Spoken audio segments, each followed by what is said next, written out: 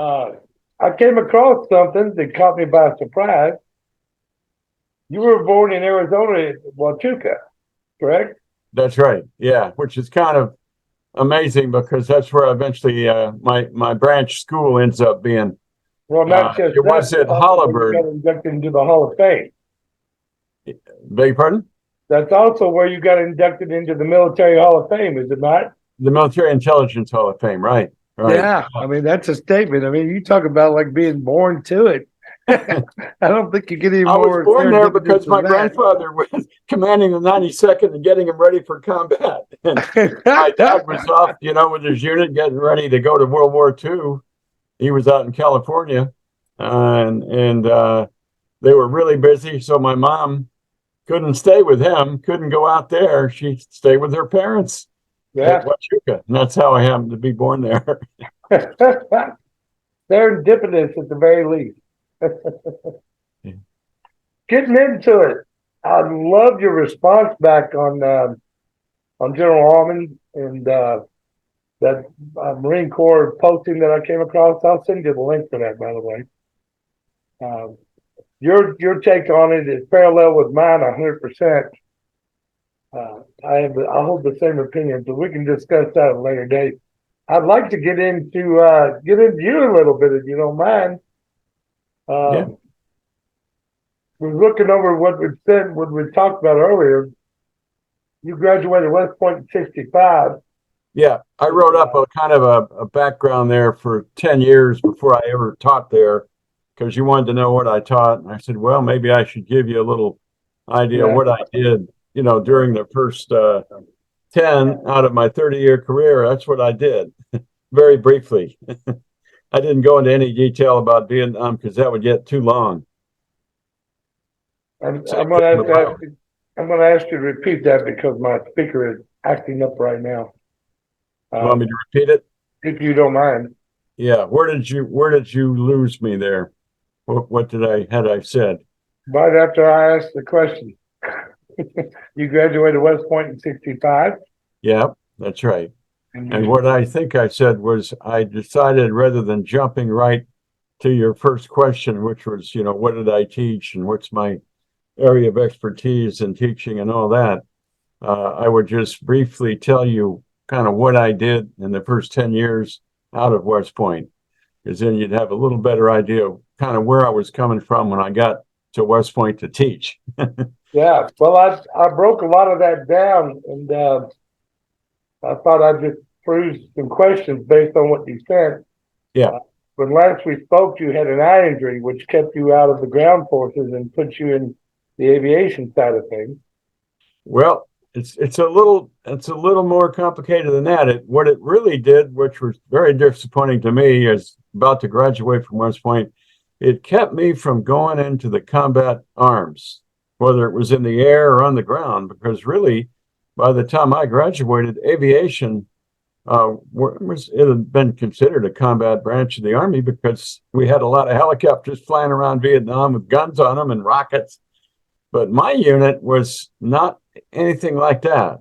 I've told you about my unit, right? Or did have Correct. You weren't armed at all, were you? Was that bird Yeah, armed? it depends on which of the missions we were flying. So we had three different models of that Mohawk, that OV-1 aircraft that we flew, fixed wing, double, twin engine turboprop, and it was only a two-man aircraft. So there was a pilot and either a co-pilot, or when I flew with them, I would be sometimes like the co-pilot, but I was there for the intelligence mission. So observer, and at night we had really good sensors. So we had side-looking airborne radar that could look out to as far as 50 kilometers on either side of the aircraft, and it could detect on the ground the bad guys, the North Vietnamese or the Pathet Lao or whoever, mostly the North Vietnamese.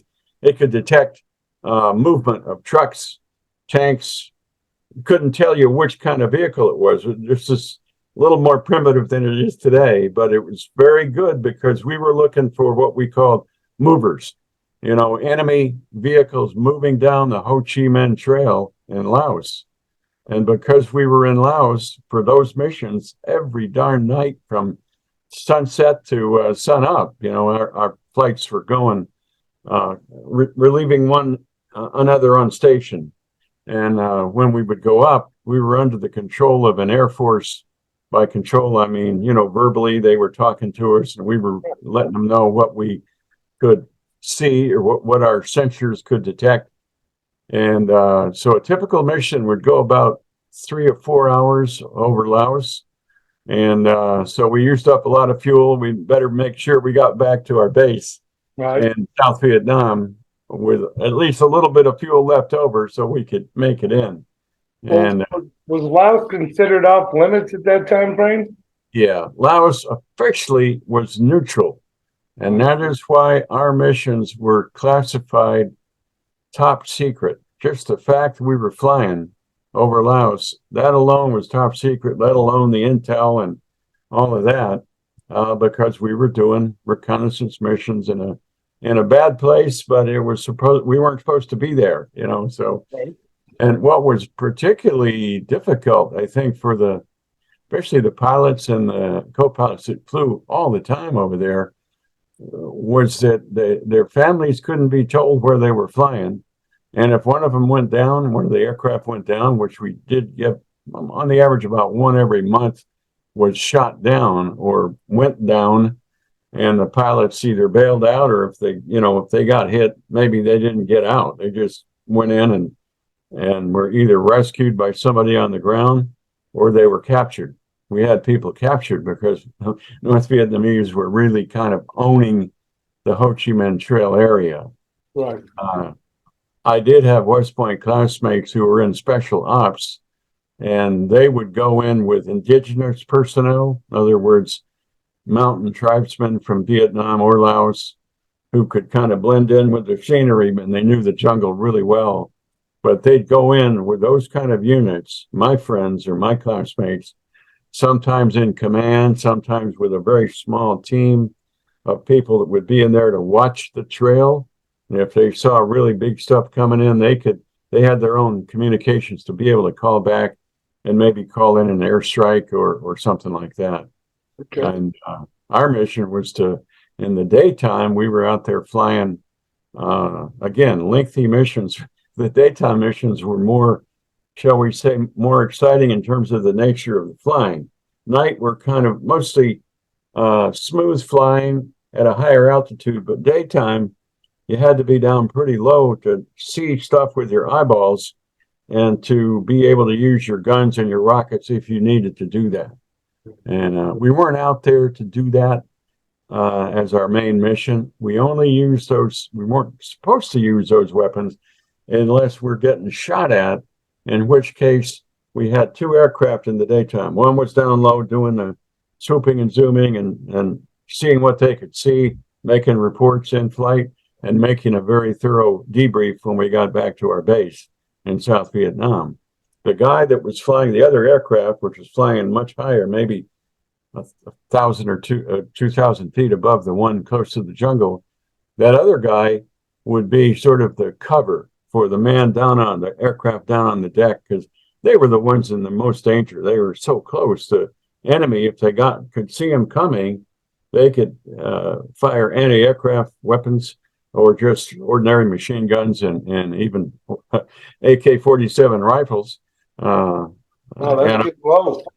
Yeah, quite low.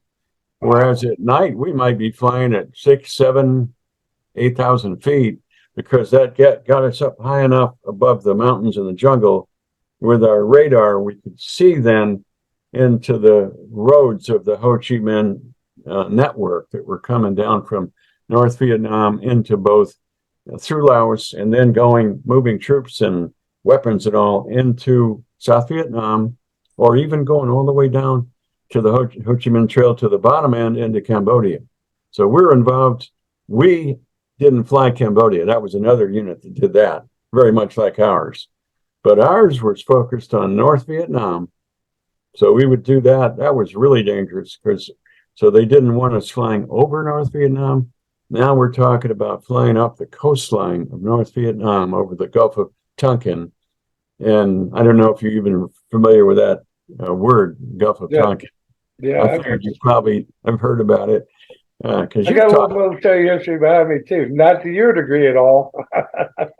but you've talked to. I know you've talked to Korean War veterans, but you've also talked to Vietnam veterans, have you not? Yes, I Guys have. like, Uh, Actually, quite a few of them. I used to go fishing with the Marine Corps First Marine Air Wing, and he was a POW for ah, almost a year. ah, And yeah, he got nailed in '71, I think it was, if I remember you got right. shot down.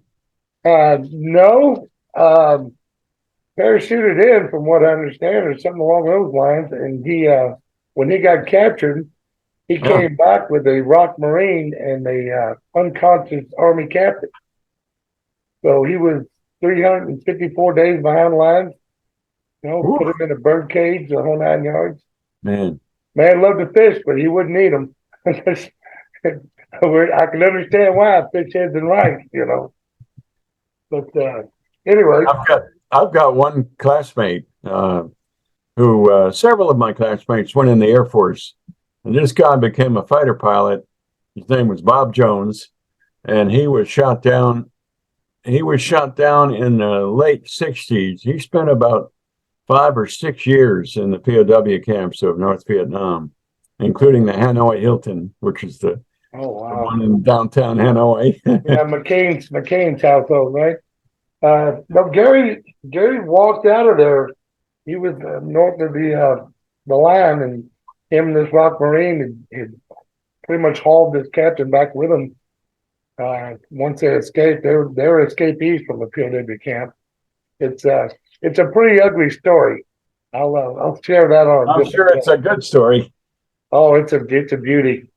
He said this much. He said, and I'll share this with you. They had him in a bird cage, and the guy opened the door to the bird cage that he was hanging in.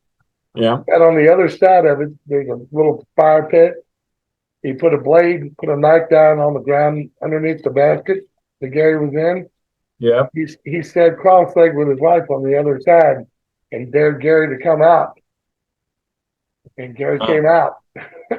uh, oh, Yeah, it's pretty amazing. But Gary did a lot of martial arts. In fact, he was one of the two guys who got a chance to take a seminar from Bruce Lee back in the '60s. They had three different units, about 50 men or 100 men each. One from Michigan, one from Kentucky, I think the other from California. And he told me, he said, after the demonstration, he got a chance to go backstage, right? And he got to watch Bruce do a little sparring with a little TV guy you might know as Walker, Texas Ranger.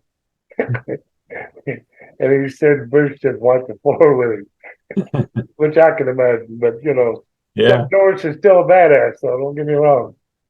I wouldn't want a piece of him, even at that age, this age. Let's get back to Fort Hollenberg in your Vietnam era. Sure. So in '66, you spent 18 months in Vietnam, but you missed Tet. If I see this right, you started a course in the spring of '68. That's your first military intelligence course. Yeah. After West Point and after I had my surgery, summer of '65. So unlike my classmates, virtually all of them went right to airborne and ranger school. They wouldn't let me do that. And in Yeah, fact, I couldn't even be a lieutenant until I got through all the medical stuff and the medical board. And right. finally, in the fall of '65, I had been not a lieutenant, but what the Army called a graduated cadet, meaning I'm still drawing cadet pay, which is only half of a lieutenant's pay. Wow.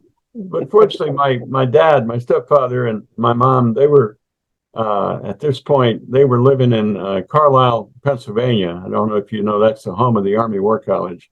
Gotcha. And anyway, they were there, and my dad was on the faculty there, and so I was able to, after I had my surgery, to come home and kind of recover and see how the eye was going to do. Was it going to be strong enough, and could I get a medical board to say, not kick me out of the Army, but to go go into the Army. And by this time, I kind of figured out they wouldn't let me go into the armor, tanks or infantry or combat arms. I'd have to pick something else. So I began to talk to officers at Carlisle and elsewhere who had experience in different parts of the Army. And one of them, or several of them, were very enthusiastic about serving in the intelligence world. And they thought that might be a good consideration for me. I wasn't thrilled about it because, I wanted that combat stuff like the grandson other of, West Pointer, yeah. Yeah, and like the grandson of infantryman Almond would want, Right.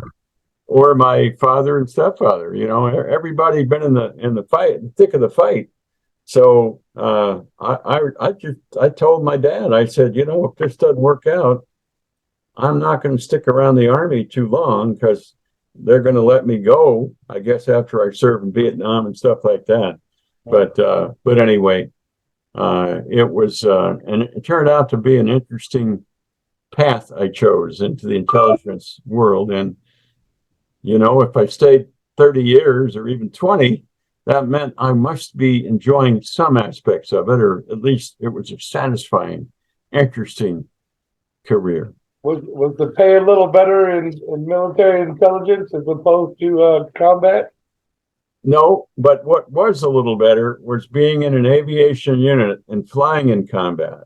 So the food. I got flight pay. I wasn't a pilot, but I'm up there in the right seat. The left seat is the pilot. Right. And in the daytime missions, often they had pilots in both seats, left and right. Those guys were usually captains, some majors. And our unit commander was a lieutenant colonel. Imagine a lieutenant colonel aviator commanding a company of about 400 men. Wow. That's how big that unit was. It's big enough to be a battalion, Right. Yeah, that's big. Yeah. You took a job or a position as an officer personnel directorate as a career manager. Yeah, you want me to talk about that a little bit? Just a little bit. Okay, sure. Kind of like HR job, it sounds like. Yeah, I guess when I was in that military intelligence officers advanced course, so when I came back from 18 months in Vietnam, it was during the Tet Offensive. It was a bad time in Vietnam. I guess I was lucky to come out of there when I did. Right. I came home to Fort Holabird once again, which was the home of Army intelligence until it moved to Fort Huachuca in about 1971. But in 1968, or 68, I came home and went there to the advanced course.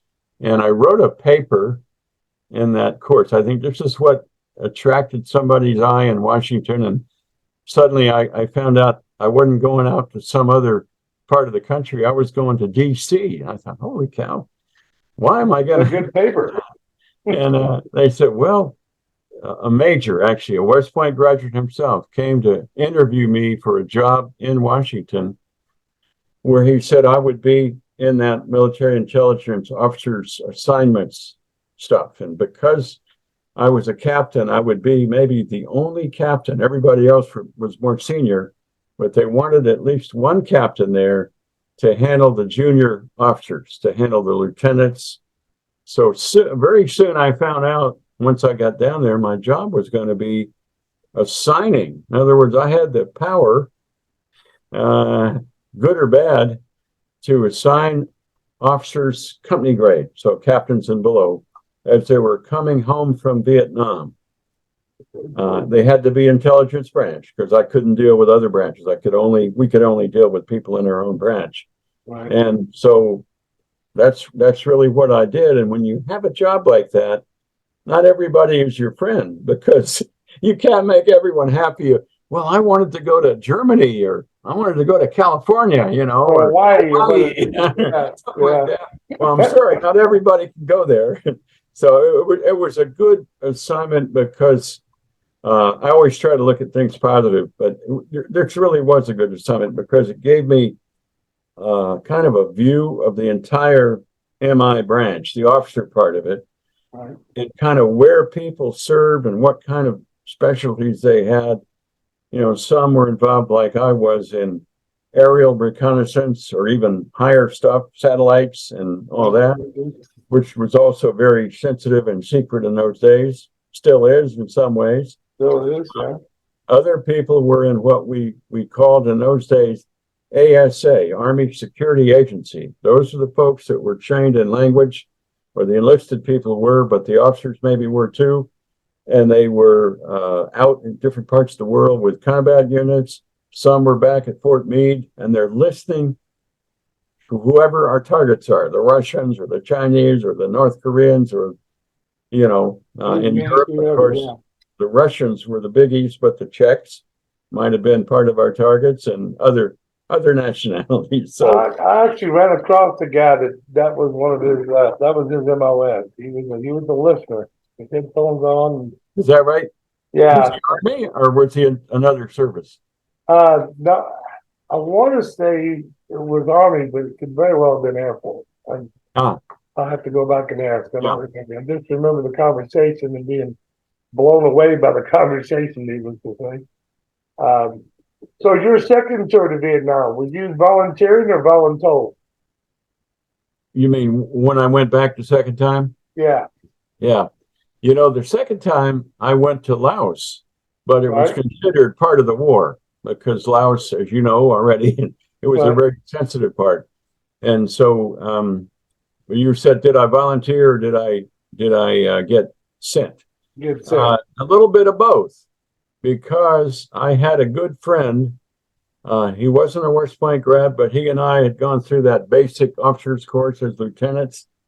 And he was a real smart guy and good linguist and stuff, came from a Polish background, but he and I kept in touch. And I found out he was over in Laos with that same unit that I would go over to be the second ranking officer. The commander was a crusty old major, and he was our boss.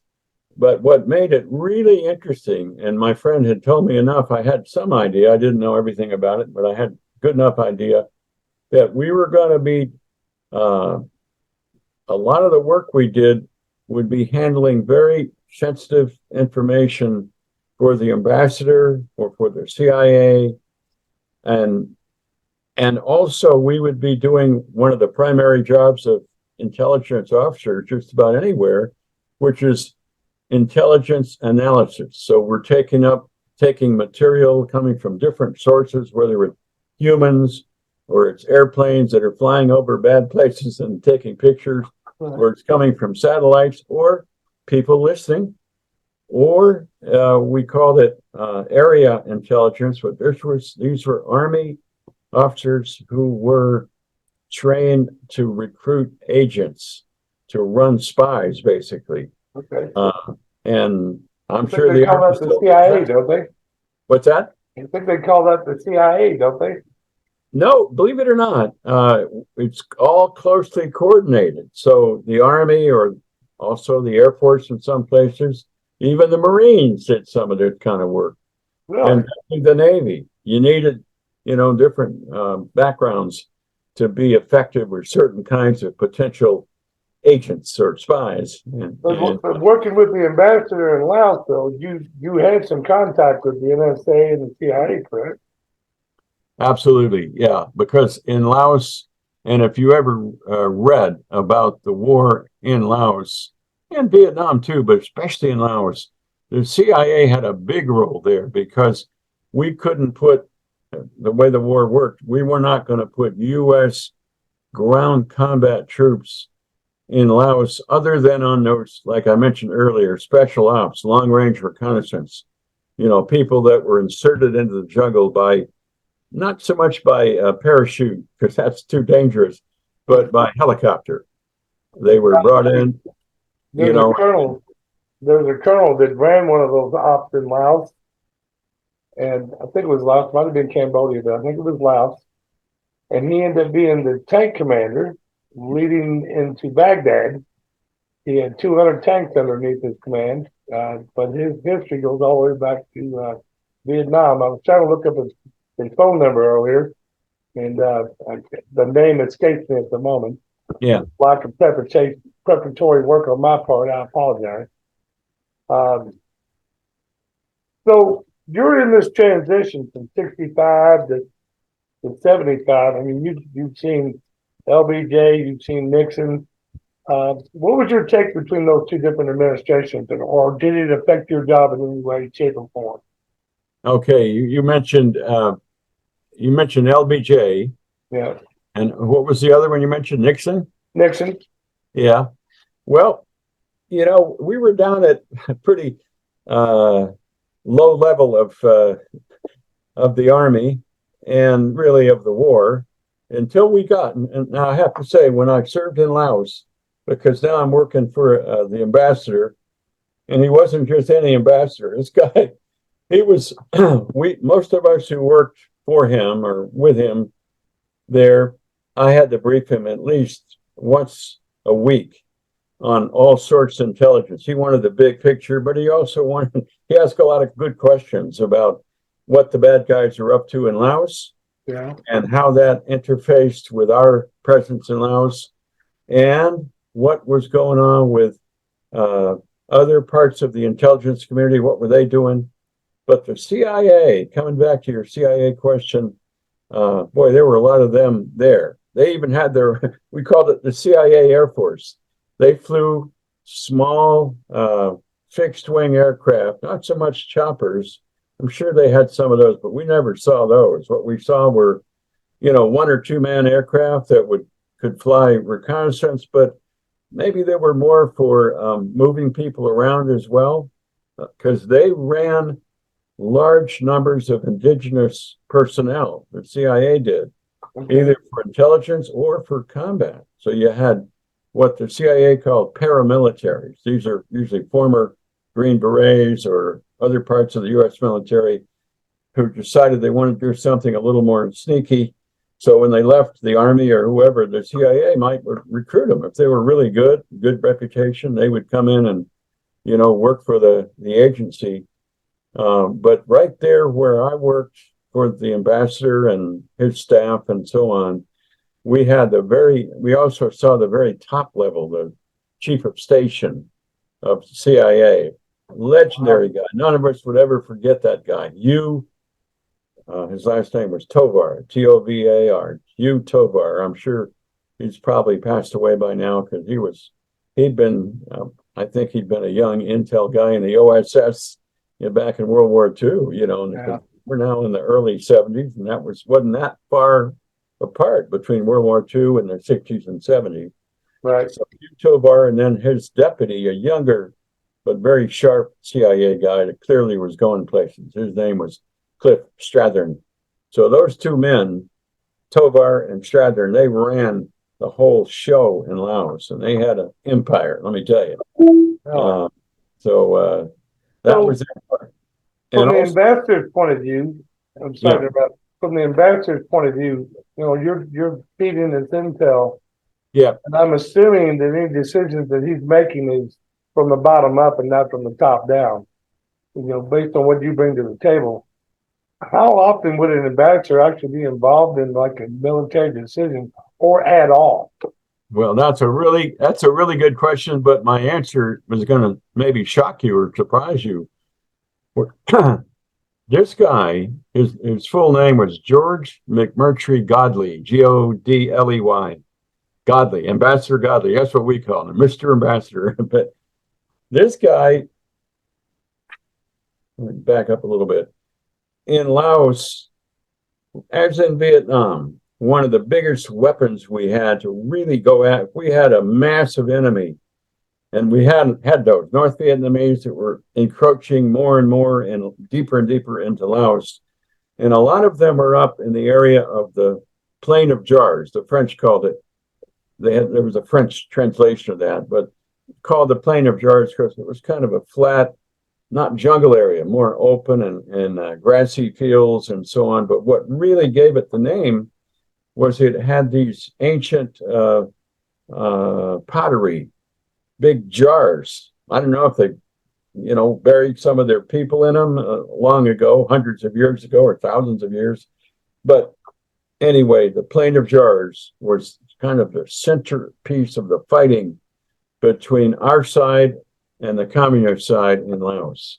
Okay. I'm not talking about way down on the Ho Chi Minh Trail. I'm talking about more northern Laos, very close to North Vietnam. You could bring large North Vietnamese units right across, and they would be up against our indigenous people that were under CIA direction. And also there were, and this was at the time were secret, we had artillery units, not US, not Vietnamese, not even Laotian. They were from Thailand. This is how the Thai military, the Thai army wanted to contribute. They were close allies with the US. We had a lot of fighter aircraft bases and all kinds of aircraft bases in Thailand. We had a one-star Army general who later was the four-star chairman of the Joint Chiefs. And you'd like this because I know you've done a lot of work with enlisted guys and people of all different ranks. You've told me that. Yeah. And, this guy was one of the few, maybe the only man I ever met who worked his way up from the very bottom, private in the Army, up to the top enlisted ranks, Master Sergeant, Sergeant Major. He became a warrant officer. I don't know how long he was a warrant officer, but somehow most of those guys don't leave the warrant. They love to be a warrant officer. They like being a specialist. They want to stay in and do that the rest of their career. But I guess he was so capable all around and people could see the potential in him that we couldn't let him waste away as a warrant officer. We got to get him up to where he can go to a higher level. And he went all the way to the top. Wow. This guy. So he didn't go to West Point. He didn't go to OCS. He Didn't just go got BMI. His name was Vesey. Look him up sometime. Vessey. And here he was, a mere one-star. Now, to me at the time, that's like a god. Of any general or a colonel was a pretty high-ranking guy.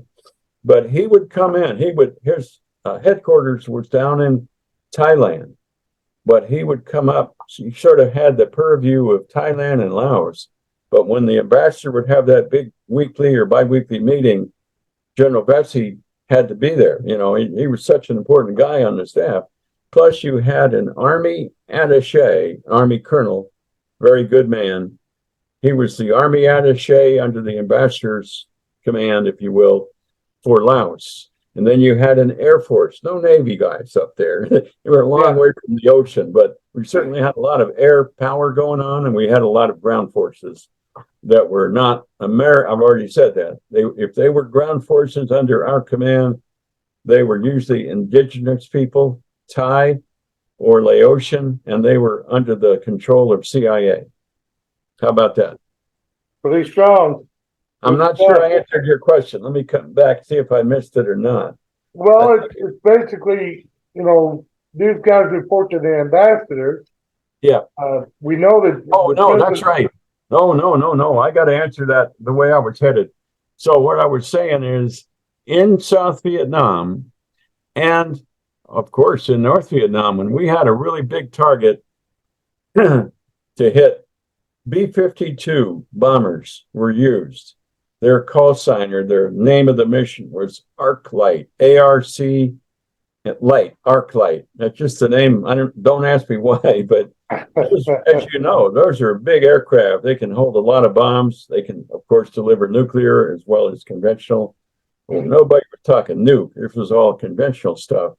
But if you were ever close to or on the receiving end of an ArcLight strike, you're lucky to have survived it. If you were enemy or if you were friendlies that got in the wrong place, you were lucky. Either way, you were lucky to survive it because they could really pound the ordnance. Wow. So there were many times in Laos when the situation up in the Plain of Jars, where we had the North Vietnamese against the CIA mercenaries and so forth, that we would get notification from different intelligence sources that we had the makings of a really good target for a B-52 strike. Who was the approving officer in Laos? It wasn't the air attaché or the army attaché, or certainly not the intel guys. It was Ambassador Godley. Wow. That's what I meant. You're going to be shocked because, and he kind of, I think in his secret life or his mind, we all thought he should have been in the Army or the Air Force. He should have been in the military because he seemed to really thrive on being in the war zone. He'd done this in the Congo, he did it in Lebanon, and now he's the big ambassador in Laos. Wow. And he's a lot of stuff has been written about him. So that's pretty uncommon for an ambassador, though, isn't it, to be that involved and that aware of what's going on? You wouldn't think so, but one of my many duties, and this one will probably surprise you a bit. There were times when, of course, he wasn't in the office all the time, so there would be very sensitive, important messages about the war, and part of my duty was to take those messages to wherever he was. Right. It was his residence in the capital of Laos, Vientiane, and there were bad guys running around Vientiane. It was a neutral city, so right. we had a communist embassy there. The Pathet Lao was in Vientiane, and I guess the North Vietnamese might be running around secretly too, but I tried not to even think about that. But you know, we were doing funny things, but there were also times, more seriously, when we had to bring the ambassador a nomination that we had helped to put together for a B-52 strike. We had that kind of stuff going on, and so we would take it, and he had to be briefed on it and sign off on it before the Air Force people, who were mostly, I guess, out in the Pacific, Guam, Wake, somewhere like that. That's where those B-52s were based. So eventually that kind of recommendation had to go through a higher level air headquarters, like in Vietnam, and then eventually to the people who could actually hit the targets. And if they needed, like if they were going up into North Vietnam, they probably had to have a fighter escort. We didn't get into that kind of stuff, but there's just a lot of aspects of the war we would learn about because of where we were. Well, that's a good question. You talk about aspects of the war. 68, 69, 70, 71. Yeah. All the college campuses were really getting involved in terms of marching Tell me about it. Out. Yeah. So when you first heard of Kent State, what was your initial reaction? About Kent State? Kent State. Now that was one of many. There were several events throughout the country. Kent State just had one. Yeah. And you know, when I got a few years later, as you know, if you read that, I don't know if you had time to read all that stuff I sent you, but I ended up going to Duke University for graduate school to get ready to teach at West Point history. Right.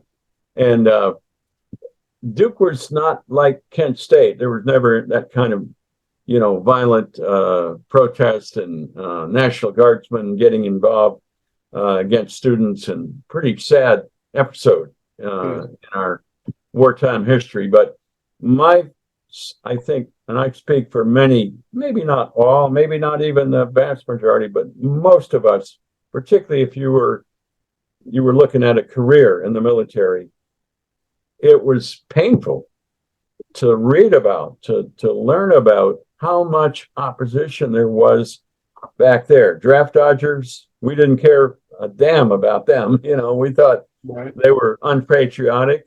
We thought that, I thought that it was the duty. I mean, I was raised by people that had gone through World War II. Everybody served just about, unless you had some medical issue and maybe you couldn't serve, but you were doing other important stuff on the home front. Everyone was involved, but this is a different kind of war, unpopular in certain places, and especially in the U.S., especially on not all campuses, not so much in the South, but definitely out in Stanford or Berkeley, California, Stanford, yeah, or some of the Ivy League schools. I've talked to professors who were there and literally thought their lives were in danger because students were, you know, coming into their buildings and trying to tear stuff down or trying to vandalize them, and you know, some of the stuff that was there. So it really was a difficult time. I'm trying to think, when exactly was Kent State? You know the time frame? I want to say 69, 71 ish. I did a write up on it. The date actually escapes me at the moment. Can I pause you for just? Let's see. You go to Duke now, right? And you pick on. You have three different. After, yeah, let me get the sequence. So after I come back from Laos, my second tour in Southeast Asia, first time I was in Vietnam, 18 months. Laos was a year. I Yeah. come back in the summer of 72, and of course I had to take this. I don't even remember when I took the graduate record exam. That's for entry into grad school. You had to, it's kind of like the SAT for undergrad, Okay. but we had to all take the graduate GRE, as we call them, the graduate record exam. And I guess I was happy to know I had done well enough that I was able to go to a good school, a really good school like Duke. So I was excited about going there, and that's where I went summer of 72. And because at West Point we hadn't had a chance to take as much what we called they're kind of optional courses. Much of our curriculum was mandatory. And I think I mentioned the course in history of military art in my note to you, which I later taught. So there's part of the answer to that question. I taught HMA, the history of the military art, for one of the years I was on the faculty. But we didn't have too many. The word is electives. That's what West Point, the dean and the academic departments called those courses which cadets could take once they had met the requirements of core courses. We took all the math and engineering stuff, or let's say you're really interested, like I was in history, but I didn't have a chance to take additional courses in history because I had very few electives that I could take. If like some of my classmates, they'd been to college for 1, 2, or even 3 years of college before they entered West Point. And yet the first year, we're all doing a lot of math and a lot of chemistry and a lot of different courses that were mandatory. And so only later, but if you'd been to college for a few years, very quickly, you could get into some of those other electives and stuff. So, Well, you say you studied, general military history with, British Empire and Commonwealth history, and then modern European history. But what caught my attention was you went to London and hit the archives in London. Yeah, the Army didn't pay for that. That was out my own nickel. But I had, if I was serious in my field, because the master's thesis, the professor, the head of the Department of History at West Point, wanted every graduate student that was getting ready to teach in his department at a school like Duke, you had to do not just a term paper or semester paper, or even a year paper. You had to do an honest to goodness, in-depth master's thesis. And so to do that in the field I wanted to study, which was British intelligence, sort of in the late 19th and early 20th century, I had to find a field that hadn't been worked over that much. And I found out that I could get some material at the Duke Library and other places in the US, but to really get into it for my dissertation, to become a doctoral candidate and to eventually finish a PhD, I had to go to the UK to find the materials. And when I got there, I was very excited to be there. And I was staying right down in the part of London near they call the War Office. So it's like the Pentagon in a way. There's no big building like that, but the War Office and the War Office Library was where a lot of the old, very valuable intelligence documents would be found. And I started picking up when I got over there that there had been a big fire, of course, during World War II when the German bombs or missiles hit London. And a lot of some of that material had been destroyed, but others of it had been just basically they had to move it, and a lot of it got sort of jumbled up, so it wasn't all organized like a normal library would be. Yeah.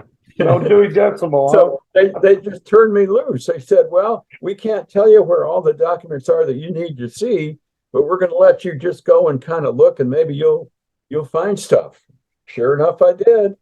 And when I did, I started, making copies and all that. In those days, we didn't have any computer. We couldn't scan it and stuff like that. But it was possible to find a lot and to make copies that I would then be able to take back to wherever the hell I was going to be living. In this case, back to West Point. So because because I did that research in London in that summer of 75, just between attending Command and General Staff College out at Fort Leavenworth, Kansas, and going to teach at West Point.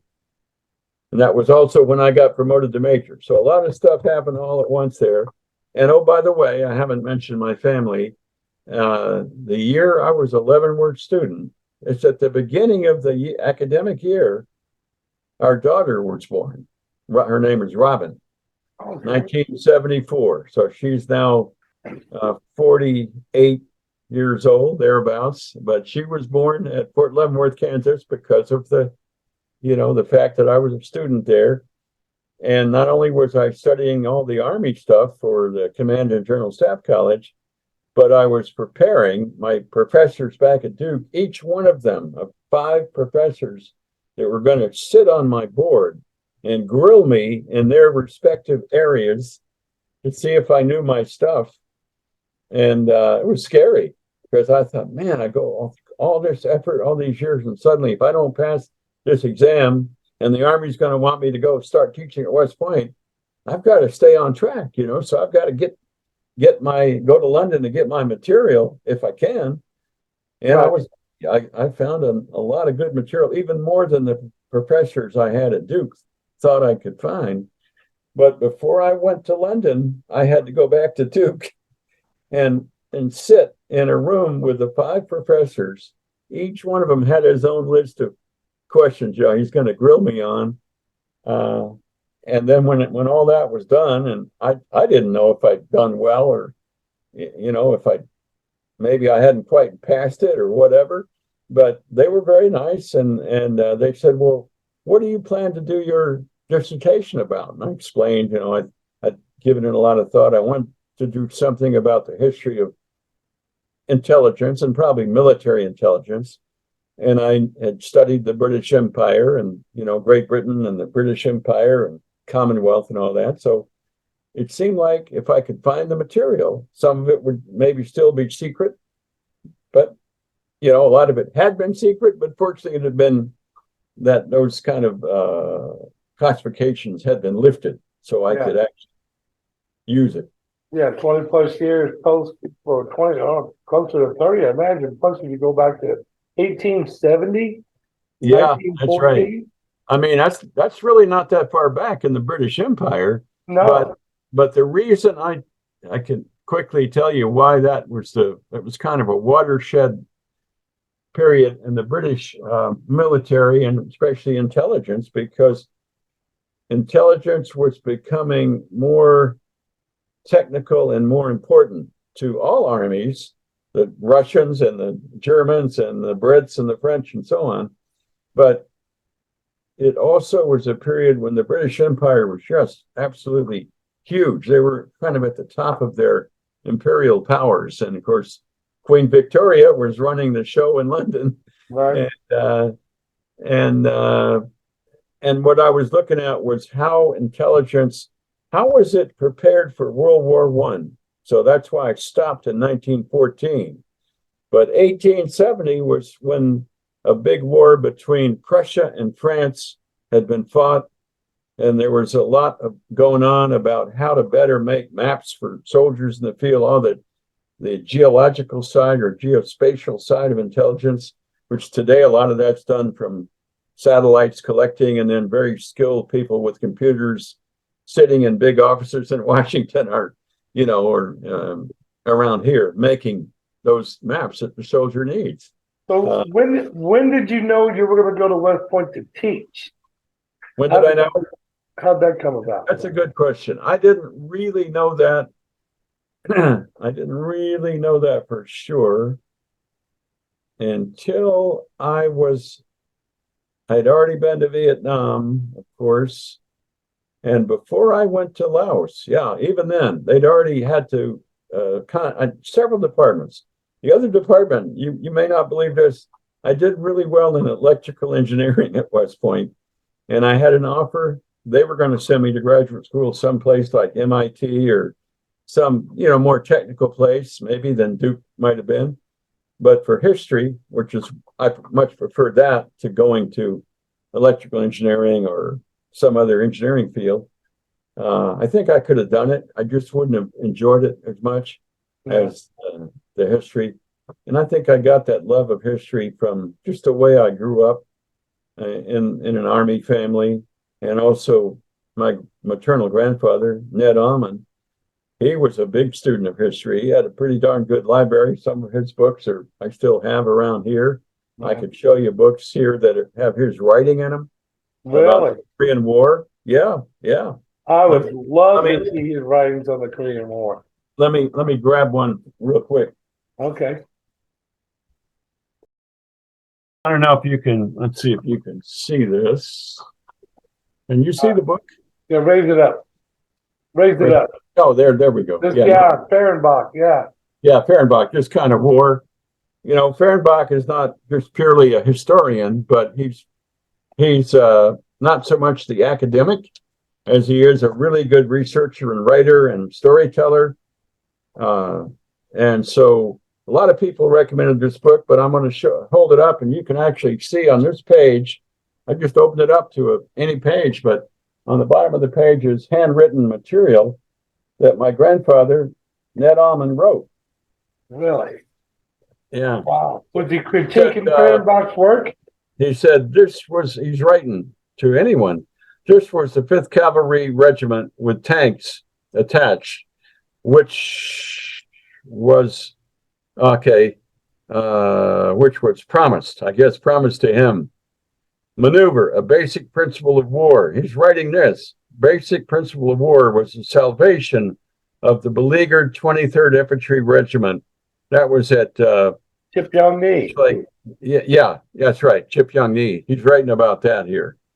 So, and then up front in this book, let's see if I can show you that. Yeah. Well, up front, you can just see where he is. He signed his own name. That's his normal signature there. Wow. On the inside of the front of the book. Nice. But, and there are a lot of places in here. If I really went through it, here's an article. MacArthur congratulated for evacuation success.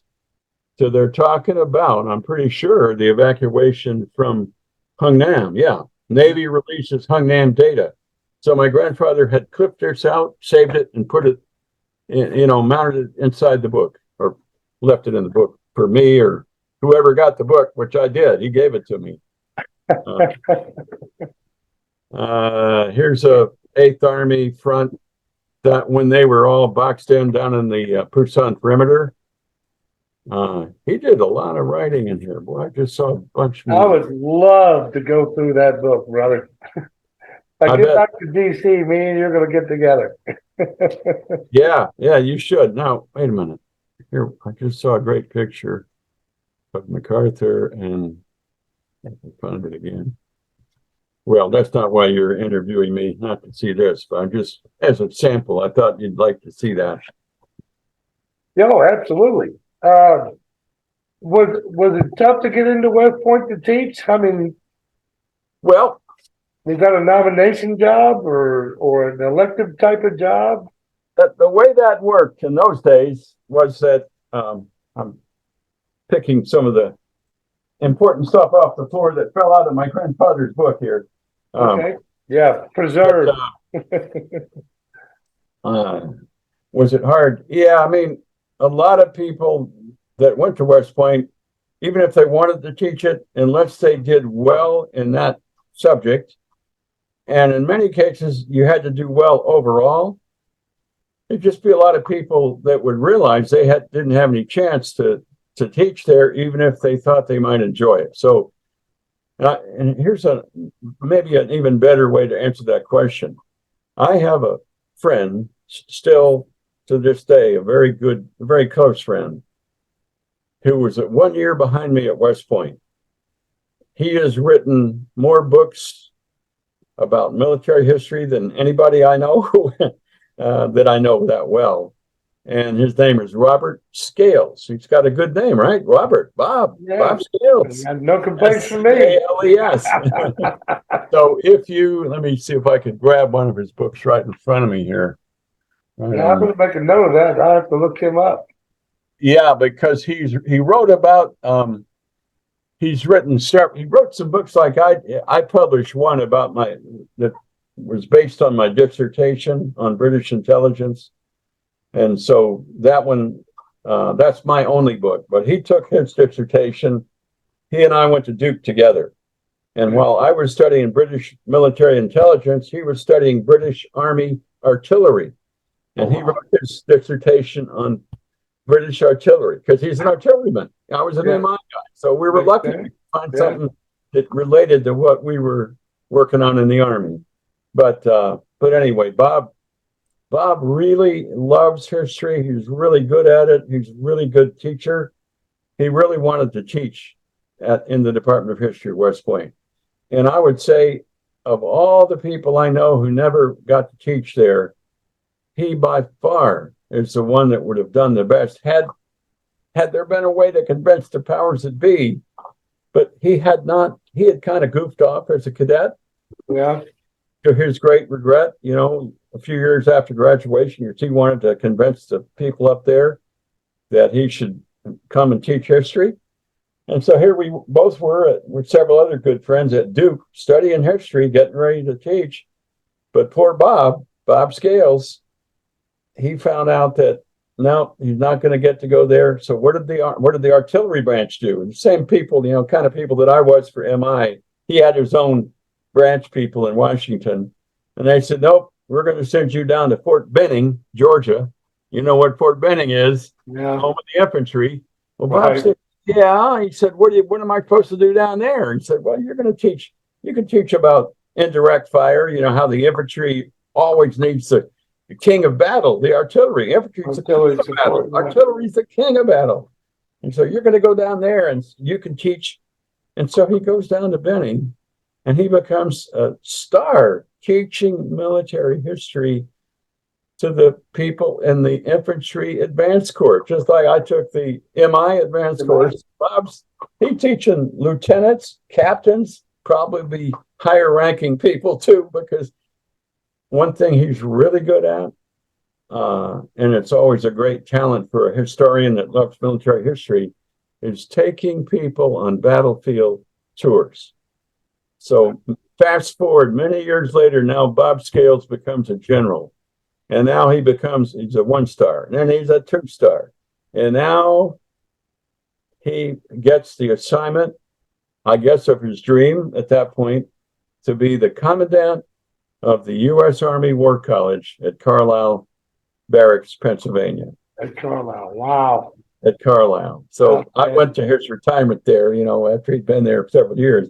But he was a legend there because one of the things he would do, boy, your face is constantly. Yeah.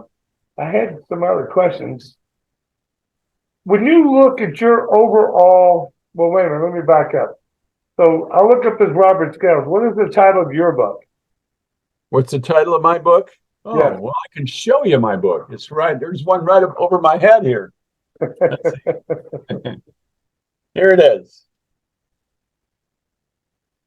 British Military Intelligence, 1870 to 1914. Subtitle, The Development of a Modern Intelligence Organization. Thomas G. Fergusson. Published in 1981. In 81? Nice. Yeah. I will read the Robert Scales, but I'm curious. So you're doing a little time at Leavenworth, and it's in Carlisle as well. Yeah. you might have only written one book, but I'm sure that's not the only writings you put out because you do a lot of teaching, even post-retirement. So when it comes to documentation stuff that you put out, how many papers you'd say you had distributed out at some point? How many papers? Yeah, how many papers did you put out to the general military or whatever? Oh, probably not as many as I should have or I could have, because when you're out there, as I was in the last third of my career, even I'd say the last half, I had a series of command positions, very tough staff positions.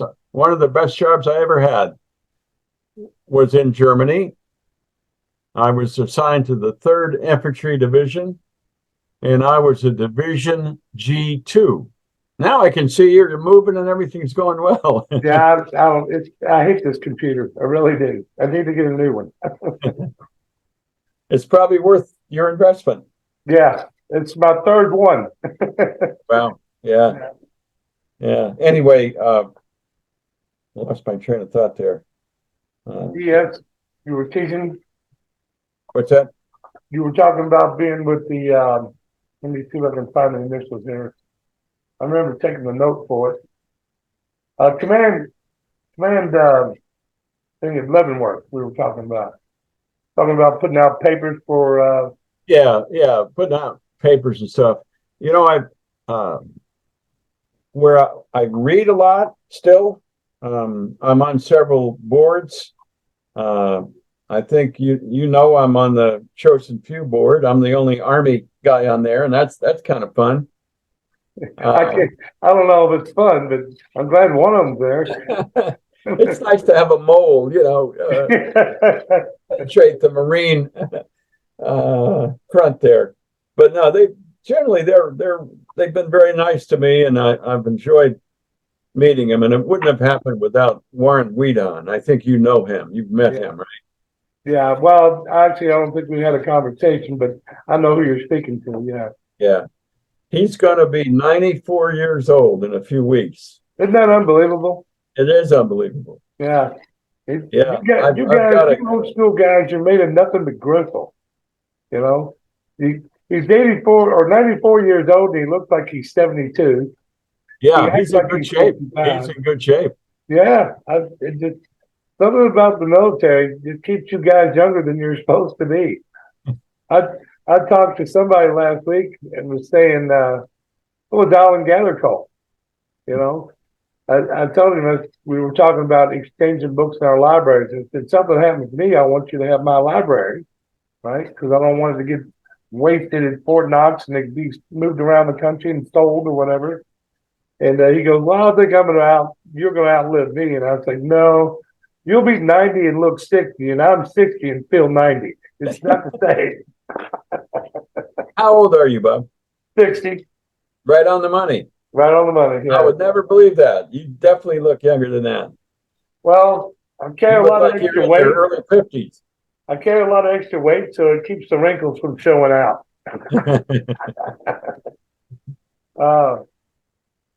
This is good stuff. I can't tell you how much I appreciate you sitting down and taking the time with me. If you want, and if you'd like, and I sure would like to get into it a little bit. Yeah. Let's talk about your grandfather for a bit, if you don't mind. Okay. Do you want me? One thing I could do quickly, I think, is so at least we can say I answered one of your questions tonight. It's what courses did I teach at West Point? Do you want to know that, or you want to? Yes, I do. And do you still have the syllabus?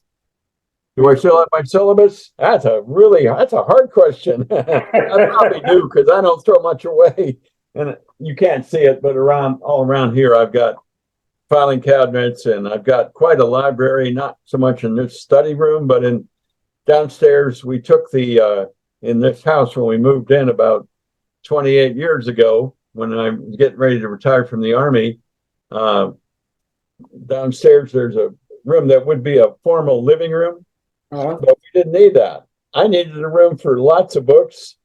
We call it our library and music room. So we got a piano there. We got all kinds of bookcases.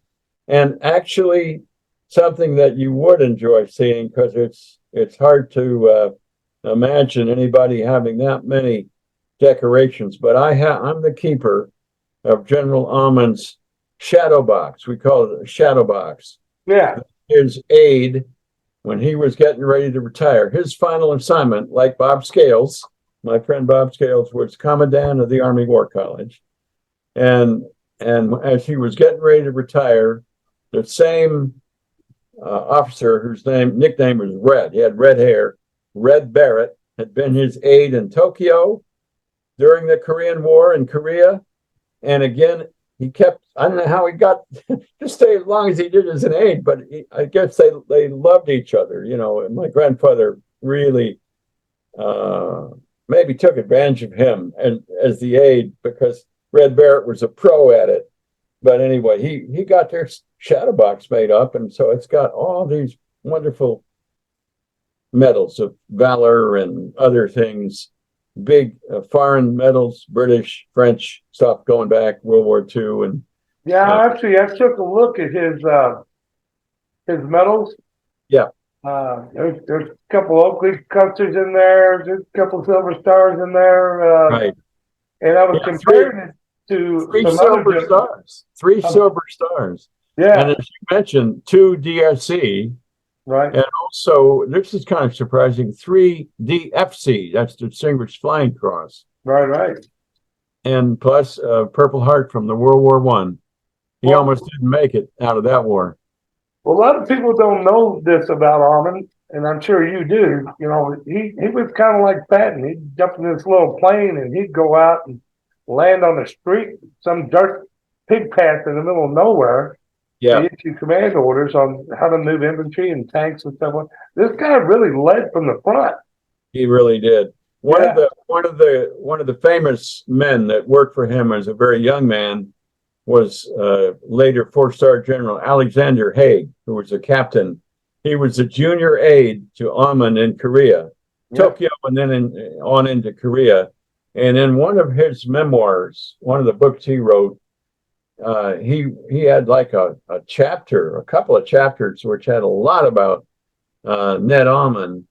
And he described this incredible survival skill that he had and bravery on the battlefield, you know, and where he got out and literally directed machine gun fire on an enemy tank that wasn't that far away. Right. Stuff like that. I'm just glad people wrote that up, especially Al Haig. A lot of people would read that. Right. Yeah, Haig's an interesting character. He, aside from serving under Reagan, he actually flew in with General Almond into Chosin on the east side that day when they issued those silver medals, those 3 silver medals, one going to Colonel Fate. Right. Now, mind you, that was not well received by Colonel Fate. All things considered. He threw it down, supposedly. Made perfect sense, and they grabbed the cook and I think somebody else. Yeah. I never did. It was such a terrible situation. I can't imagine what it was really like to be there. Yeah, I can't wrap my head around it, you know. And we look these black and white films and video clips and whatever. And these guys are out there in color, and it's a whole different ball of wax when it's real. Yeah, it's easy for someone like me to be an armchair quarterback and have opinions and thoughts and whatnot. It's a whole different world when you're on the ground, which kind of leads me to my next subject. So we've talked about General Almond's chest plate. Let's talk about yours for just a second. Included Legion of Merit, 1 Oak Leaf cluster, Bronze Star Medal, 2 Oak Leaf clusters, Meritorious Service Medal, 5 Oak Leaf clusters, Air Medal, 4 Oak Leaf clusters, Joint That's Service all those air medals are flying in the Mohawk in Vietnam and Laos. That's what I was. And you have to do what, 5 or 10 flights to get something like? There's a number for that. Let's see.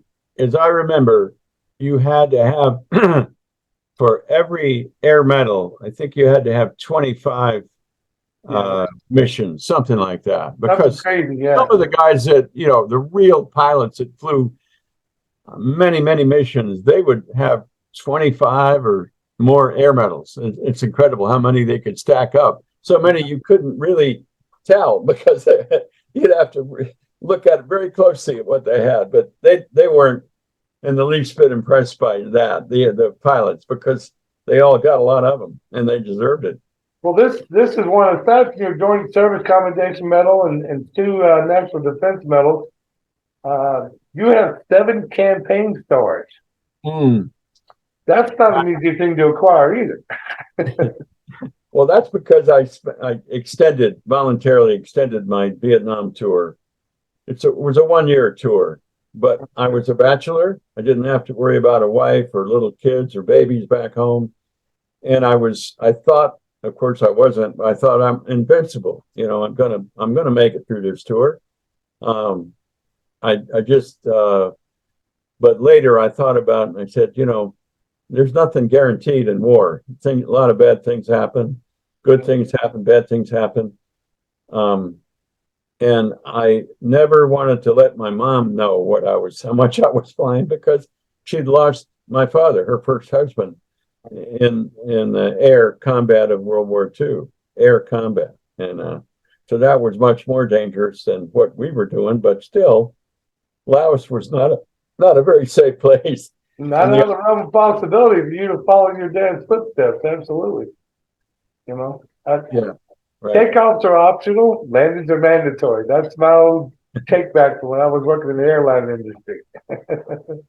I was looking at your cadet picture. You're kind of a daring, debonair kind of guy. You're complete with hairs. Good stuff. Good stuff. As you know, I wrote a book on Ray Cockle. He became a command sergeant major, right. 17-year-old platoon sergeant in Korea. I sent you a note about 3 of the things that I'd learned from him, and like to get your opinion on it. One of them was, you know, when you're given a mission, there's 2 parts to that mission, and they're both equally important. Mission 1A being the mission, and mission 1B being the survivability of the people involved. So it's kind of a big full circle of. I would add one more thing to that, but maybe because I'm a little biased. I'm an intel officer, so what I've always had to focus on is the enemy or the potential enemy. So if you're really looking at the mission and you're looking at your survival, you've got to also study. Maybe not as a commander, you can't study. That's why you have a G2, your intel officer. Or if you're at a lower level, maybe some of your lieutenants or sergeants, they've studied the enemy. They can give you some of that. But you may have to do some on your own to study the enemy.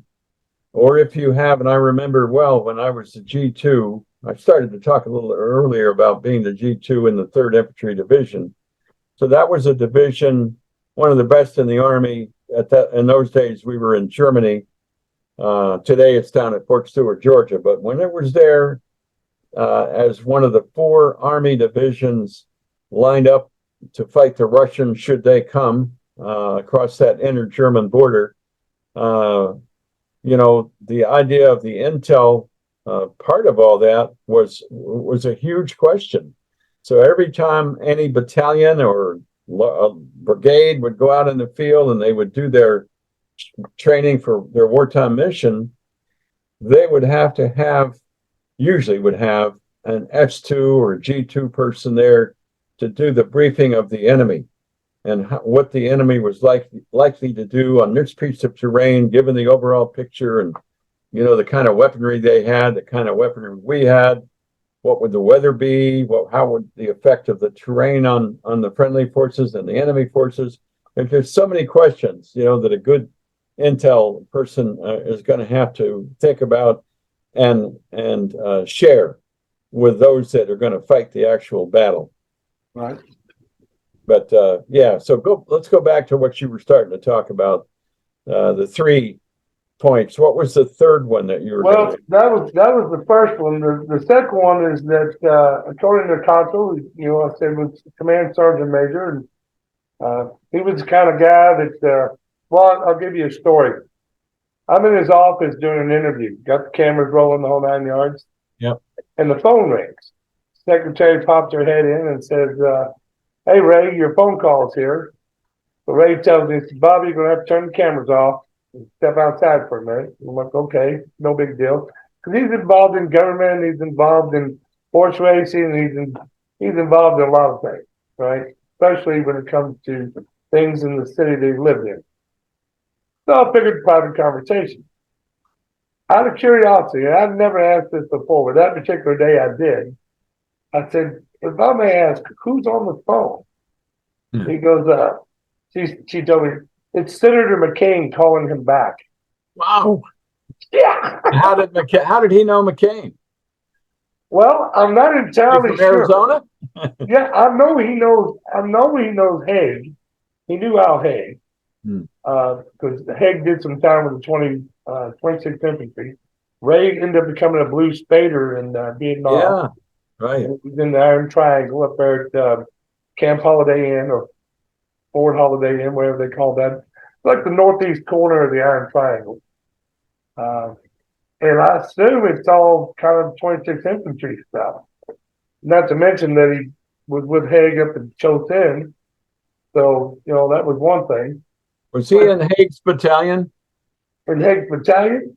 Yeah. Blue Spares, he was 1st Battalion 26. So I don't know if Haig was 126 or not.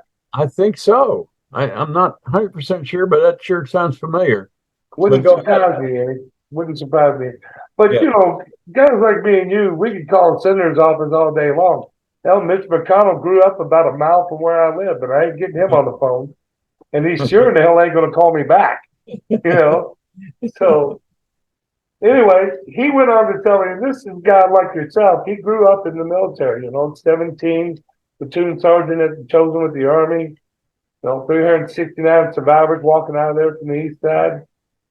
He told me, he said, battles are fought by the will to fight, the will to win. Yeah. How do you perceive that comment for yourself when you're up there in the air or teaching someone else at West Point or telling somebody about military intelligence? How does that work for you? Well, when you say those words, the will to win, I know there's a lot of different ways to look at that, but one of mine is that one of the bosses that my granddad had to work for, not MacArthur now, this is between Almond and MacArthur, there was 8th Army commander, and one of those 8th Army commanders was a guy named James Van Fleet. Van Fleet went to school with Almond. What's that? Didn't he go? No, that was. I wasn't. Correct me. Go ahead. You're thinking of Lim Shepard, the That's Marine. who I'm thinking of. Yeah. Yeah. And of course, I mentioned in one of my notes to you that before that, long before they went to VMI, there was a fellow named George C. Marshall, the chief of staff in World War II. But no, I'm talking about here. I was just talking about Van Fleet's kind of his whole philosophy was the will to win. So, and he and my grandfather bonded on this issue. I know this because my classmate, another classmate from West Point, is Joe McChristian. His maternal grandfather is James Van Fleet. Van Fleet. They lived to be 100 years old. No kidding. And he was born, he and my grandfather were born in the same year. Van Fleet was the class of 1915 at West Point. My grandfather was 1915 at VMI. Wow. But in Korea, Van Fleet comes in as the 8th Army commander. When MacArthur was relieved, Ridgway was the 8th Army commander. So Ridgway has to go up and replace MacArthur as the overall theater commander. You know that. And now you got to get a commander in quickly. Here comes Van Fleet. And so Ned Almond is commanding, but this time they're all finished with the withdrawal out of Hungnam. Now we're talking about that long back and forth with the Chinese communists in 1951. And Van Fleet stayed on. My God, he was there pretty much the rest of the Korean War. For the war, man. Time he came in the spring of 51. But anyway, Van Fleet thought that once we had knocked the Chinese back, they were on the attack. And then Van Fleet and the forces he had with air power and everything inflicted big defeats on the Chinese. And they started withdrawing. They were going to overrun, I guess they thought they were going to overrun 8th Army. And by this time, 10th Corps was part of 8th Army. Right. But no, Van Fleet believed that now we have an opportunity to completely to do what we thought we were going to do back in October, November, unify Korea, North and South, right. Because the communists are losing. North Korea is not going to be able to stop the 8th Army and all of its corps and all the power that you've got, the combat power there. But Almond, I think, and Van Fleet were of a similar mind. And once you've got the enemy, if you've got the will to win, and you see a decisive point where you're now able to advance and maybe win the whole thing, maybe, then you better try to do it. You got to have that basic. And so the biography of Van Fleet, the only one I know that's actually been published, the title is Will to Win. Oh, really? Yeah. I'll have to put my fingers on that one. I was not aware that was out there. Yeah. Wow, that's interesting. So Walker dies 8th Army. Yep. Ridgway steps up. Yep. Okay. Ridgway becomes the UN leader in Korea. Does he get 4 stars or 5? Ridgway? Yeah, he only got 4, didn't he? Yeah, he never went above 4 because there were no more 5 stars really after World War II that were promoted. It was right. Eisenhower, MacArthur, all those guys, Bradley were people that, were coming up either before or during World War II to the very top. Yeah. Bradley's an interesting point because he actually jumps 2 things when he's in North Africa. He went from, I think, major to straight to general, 1-star general or something like that. He got promoted a lot quicker than most people would normally in those conditions. But I understand the logic of field promotions as well. You can go into a war as a PFC and come out and, I don't know, maybe not a captain, but maybe a first lieutenant or something. Not a first lieutenant, a first sergeant temporarily, Yeah. It's really weird trying to understand all this because I'm not a military man. I'm a military history buff. You've learned a lot about it, I can tell from all of our conversations. Well, that might be borderline psychopathic. I don't know. You told me you met a lot of those guys in your gambling casino there in Louisville. Yeah. Strange enough, I had one happen just the other week. So you've seen the Mel Gibson movie When We Were Soldiers? Absolutely, yeah. Okay, so Galloway, which is your middle name, by the way. Yes, right. Galloway. I've met him. I know Joe Galloway. Yeah. You do? Okay. Yeah. Well, he passed away now.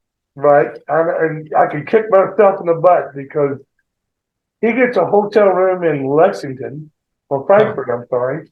Huh. Ray Costco sends me a note.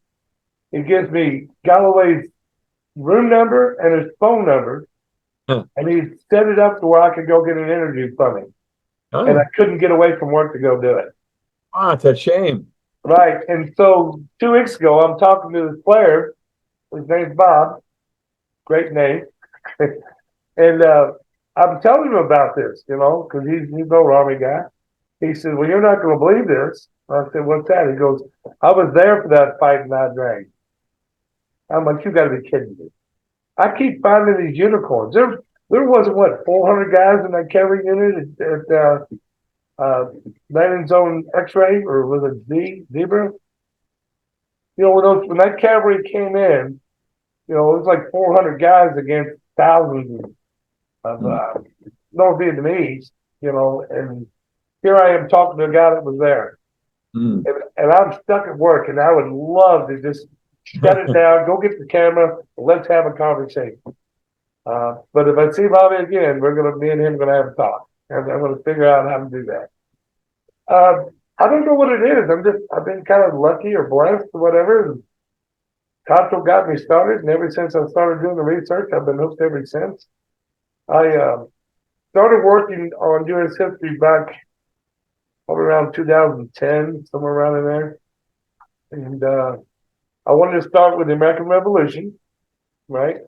And so I went back and I read a lot of the founding documents, and looked at Jamestown and its development throughout time. And then I'd go and take a vacation. I'd go to the battlefield, learn what I could, eyes on, take a break, study up the War 1812.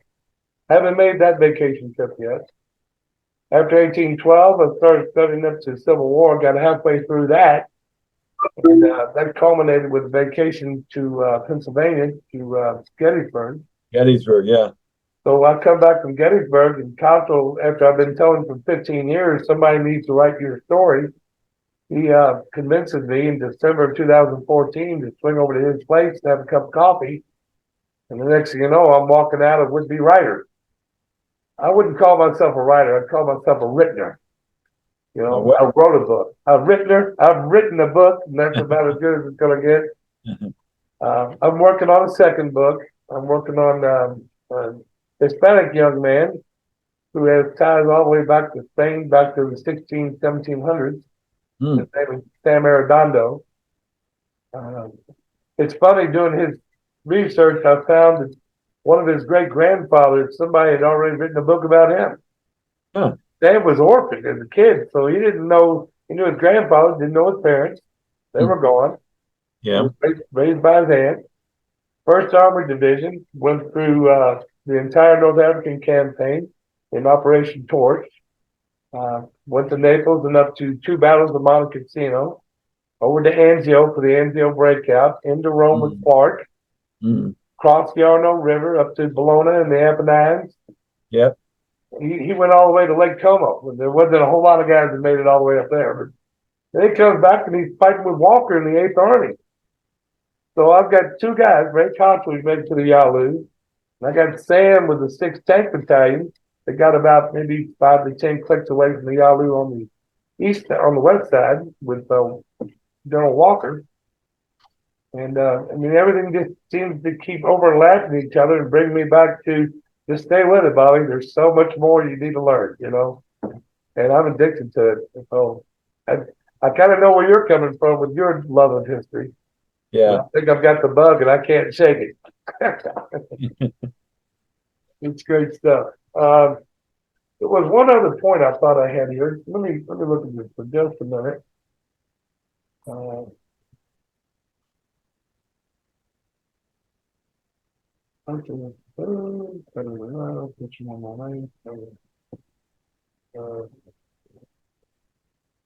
Did you do time at VMI? Say again? Did you do time at VMI? Did you study at VMI as well as West Point in Duke? Have I studied there? Is that what you're saying? Yes. No. I went straight to, my grandfather would love it if I went to VMI. And I love VMI because of him. And I don't think I've told you this, but some years ago, quite a few years ago, friends of his, my grandfather's in Alabama, established an Almond Award to a graduating cadet at VMI. Wow. And that cadet has to be kind of the all-around man, really good in academics, good report cards, basically good record. He has to be outstanding in sports, and he has to show outstanding leadership as a senior cadet, various things like that. Wow. So one of the most fun things I've done for the last 20 or 25 years is I go down to VMI in mid-May, just before they graduate. They have an award ceremony, and I present the Almond Award to a deserving senior cadet. Nice. It used to be all male cadets, but now I've presented them to several females over the years. I've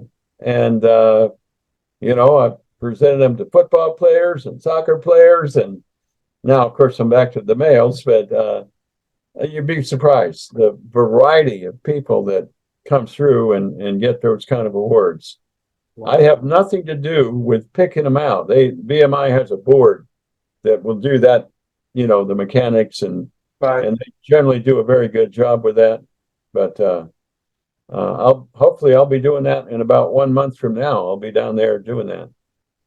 So there's a note in here that says since 2009, we're teaching courses on critical thinking and intelligence analysis to men and women from all 16 agencies of the intelligence community. Yeah, that's true. That's a big label, brother. Well, something that we haven't touched on, since you seem to be interested in kind of not only my Army career and stuff, but also what I've done on the teaching front, academics and all that. Yes, and sir. One thing that you haven't mentioned it, so maybe you didn't know, it probably is in the write-up for the Hall of Fame, but I don't even know. But anyway, when I was finishing up as the G2 of the division in Germany, I thought I was coming back to serve in the Pentagon. I had never served in the Pentagon, and I was a lieutenant colonel. So, it's time for you to do that. At the last minute, I had orders from Washington. I was going to the Pentagon, serve on the Army staff. And they said, no, you've been requested by name to go back to Fort Leavenworth. And I said, Kansas. I said, Fort Leavenworth, I've already done that. I'm a graduate of Commander General Staff College. Are you telling me you want me for the faculty back there? They said, well, kind of like that, but something better than that. It's smaller, but better. More important for the Army, even. I said, what could be more important than Commander General Staff? He said, well, there's something new going on and has the interest of the Chief of Staff of the Army and all of this kind of stuff. And the man who's the colonel who's running this whole new program, it's called SAMS, SAMS. Yeah, Have you heard of SAMS? It was back in '84. Yeah, I got this note. School of Advanced Military Studies. Right. So you know about it. Yeah. I'm impressed. How did you come across SAMS? Well, Cottrell, back to Cottrell again. A lot of the stuff I've learned on the front end comes from Ray Cottrell. Ray was actually a drill instructor in Leavenworth after the Korean War. And that got my interest up. So when I started reading papers coming out of, the U.S. Army, U.S. Marine Corps, so on and so forth, Leavenworth kept coming up, right? So got to stick my nose in it. Let's find out what these guys are all about. And I'm curious, did you produce any papers out of Leavenworth, or would you just be, and I say this very politely, the first commander of the 532nd? That's me. Yeah. Well, anyway, I went there. I was drafted at the last minute. I had to change everything. And suddenly my family and I were on our way to, instead of DC, we're on our way to Fort Leavenworth, Kansas. I got there in 1984, coming out of Germany, and spent 2 years. And in that, and the course had been started, I guess it was first year of teaching there was 83. So I came in the second year, and now they had doubled the number of seminars. So I was like, the way they did it, you couldn't just come in and start teaching. You had to be groomed for the teaching by working as an assistant to one of the seminar leaders who'd already been there. So I came in and worked, several of us worked for this one seminar leader, and so my other good friend, Barry Zais, the Zais name, General Zais from Vietnam and all. Yeah. Yeah. Anyway, his son is a classmate of mine from West Point and a close friend, one of my closest friends. So anyway, Barry Zais was with me at SAMS, and he was teaching the other seminar as an assistant. And then our second year, they went from 2 seminars to 4. And each of us, so Barry and I and 2 other guys, we had our own seminar. And that was really fun. Oh, yeah. You got this whole very intense year with some of the brightest, hardest charging majors in the U.S. Army. Wow. All different branches. But they only gave you, didn't they only give you like 12 students at a time? Yes, that's what we had. I think they may have increased the size slightly. It still goes on at Fort Leavenworth. Oh, I'm Still sure. goes I'm on. sure. And Something one of that the good, you best don't let parts of go. it was we got to take our whole class to Germany and do battlefields of World War One and World War Two, Wow. and go into big exercises with real units that are over there, you know, at high level stuff. So it was a learning experience for me, even though I'm teaching it. I'm a seminar leader. I'm supposed to know everything, but you can't know everything in a course like that. You've got No. students that are always going to know more than you know about a certain finite subject. Yeah, the guys over at Gettysburg, they call them sharpshooters. This is a guy that shows up on one of the tours and he's got this Yeah, little angst about him. He wants to yeah, pinpoint you with it, and they have to be prepared for it. The right. training to be one of those people up there is unbelievable. Mm. But I'm like you, I hold the opinion that the more you learn about history, the more you realize you don't know history. There's so much out there. I mean, just so much. Yeah, So you have to kind of specialize a little bit and work with what you got and kind of go with what you're motivated to get into. I started my personal study because I wanted the big picture.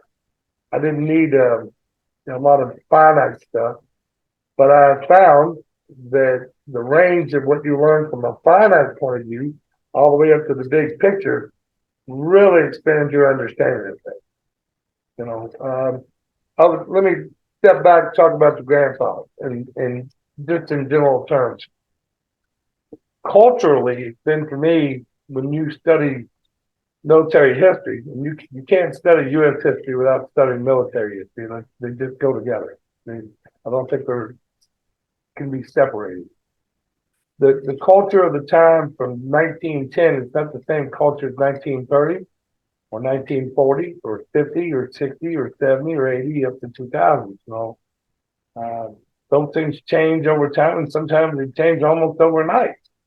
yeah, And so when we talk about officers and infantrymen and battalion commanders and sergeant majors and all that kind of stuff, it, you have to remember, for me, you have to remember to put that into perspective of the time frame from which they're operating from, right?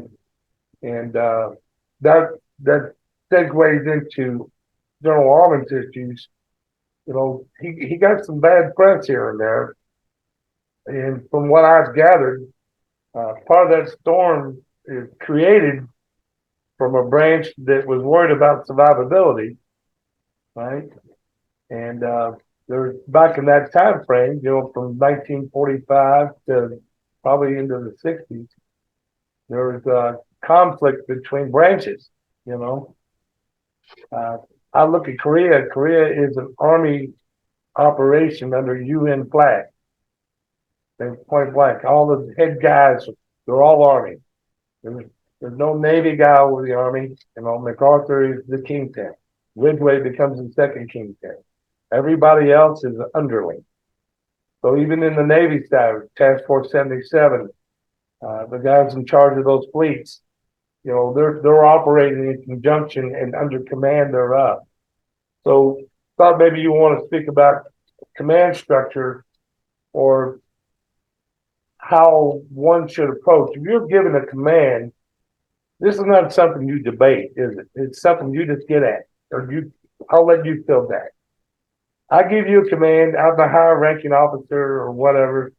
How do you address command structure when you're teaching cadets at what point? What are you telling them? well, you know, we are jumping around a lot here, so I know it's a lot to follow unpack. your I apologize. and actually because of how long we've already been going, I'm thinking I don't want to go too much longer tonight because we're going to be able to do this again. You know, we're not. This is not a one-time show. No, not at all. So, but your question is, how do we teach cadets about command? Okay, so I think one of the ways we do that is by focusing on what West Point calls the great captains. So these are the greatest commanders in all of history, military history. Okay. And I mentioned in one of my notes that we're talking about the time frames in which our military art course goes, all the way from the Greek and Roman days, all the way up to current warfare, as close as we can get. Or when you get into warfare that's going on right now, for example, what we're doing in Syria, or what we were doing in Afghanistan, or what we're doing in potentially in Ukraine and Russia or China, that's really not history. That's more like current operations, and you're looking at history as a guide to how you think about current ops. But you got to be careful because technology is changing so rapidly and drives so much of the current and future doctrine. Right. You understand that word doctrine, how you're going to actually use this, how people are going to do command and control, how the new technology is impacting on that. There was something not too many years ago I was deeply involved in at the Pentagon called network-centric warfare, NCW. And because of my background, I guess with all my career and military history and so forth, and intelligence, suddenly here I am. I've just retired from the Army. I worked for one company for 5 years, and now I'm starting to work at the Pentagon for a famous admiral who's supposedly one of the brightest thinkers in the whole U.S. Armed Forces. His name was Arthur Sabrowski, and he was one of the pioneer thinkers about network-centric warfare. I was not particularly an expert on that, but in order to write a booklet that he wanted to publish for the whole armed forces, he needed a good writer and somebody with background. And so suddenly I'm working directly with this retired 3-star admiral and some members of his staff, Marines, Army, Air Force, Navy, even civilians that were there, who have expertise in theoretical warfare and all that. And so the chance to suddenly jump into that after 30 years in the Army was pretty mind-boggling and interesting. But when you ask, how do you train, coming back to your real question, how do we train young cadets or officers for future higher and higher level command? It's hard to anticipate all the challenges that they're going to face. So you have to have some methodology of looking at history, because a lot of that course, that SAM's course, was the study of there. I'm glad I had taught at West Point, because now I'm at a higher level. I'm dealing with a very selective group of young officers, some of whom have taught different subjects at West Point and other places, but they all have the common hunger for knowledge and to do great things in the Army. Most of them are very ambitious. Quite a few of them made general.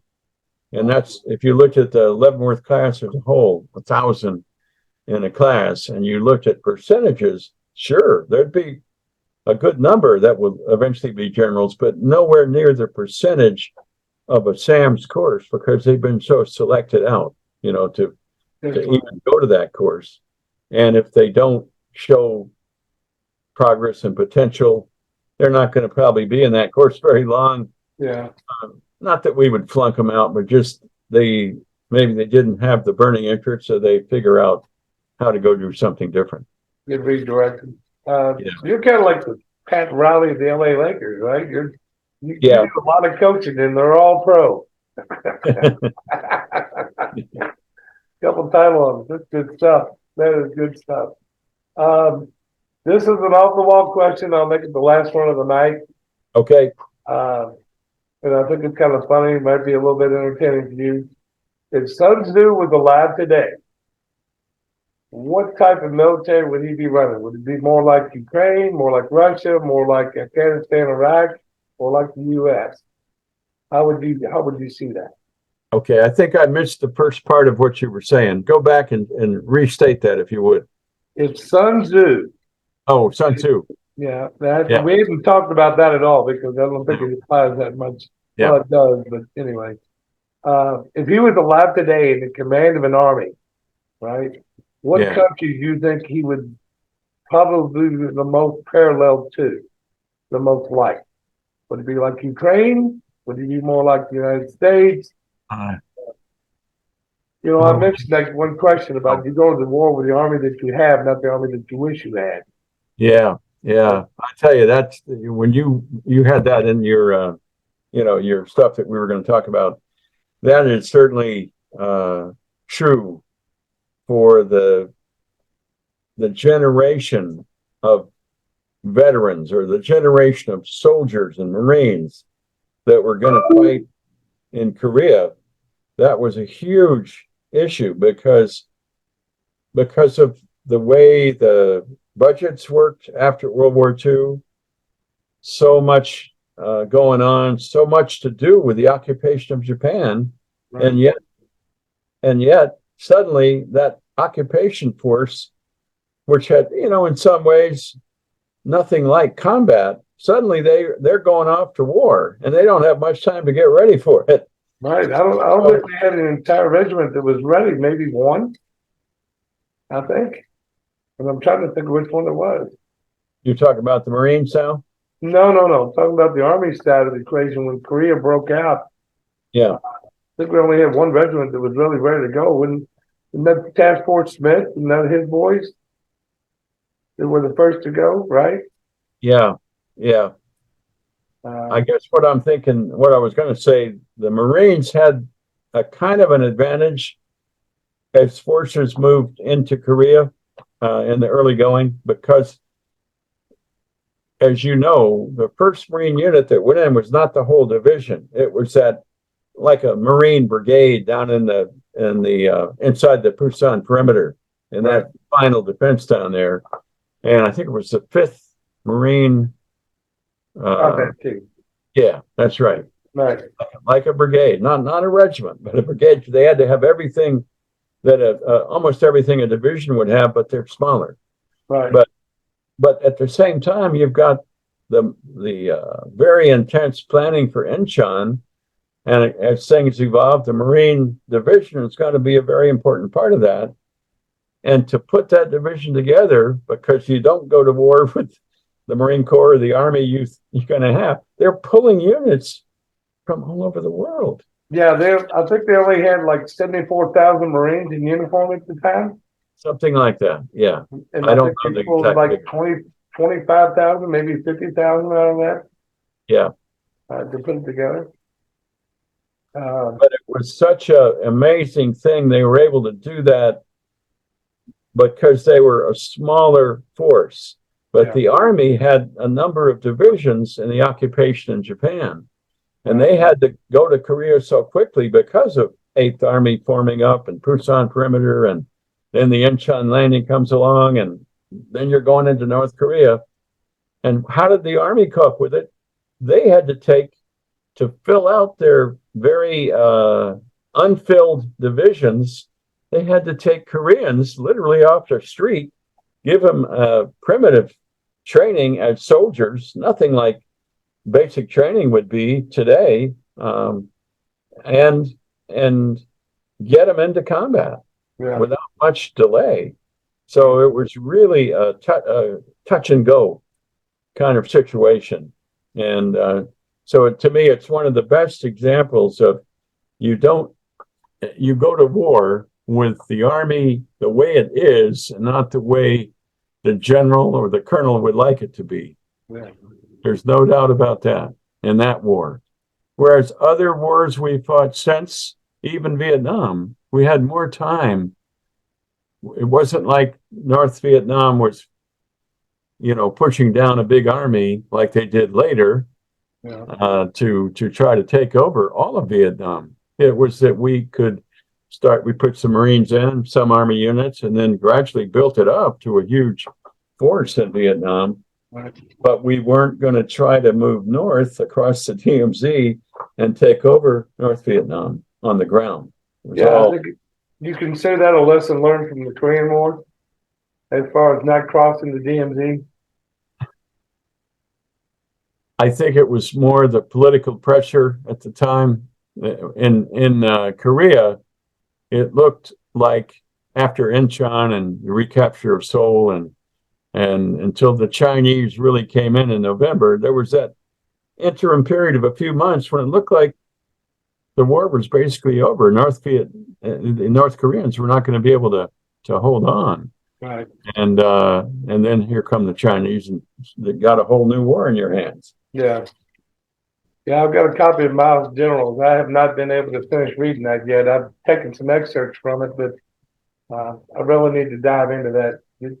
That whole flip of the switch just changed everything that fast, you know. Yeah.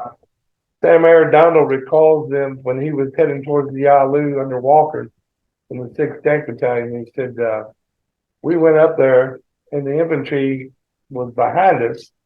He said, but you could look across and you could see the Chinese coming three broad, three abreast, and it just went on for a mile, coming right at them.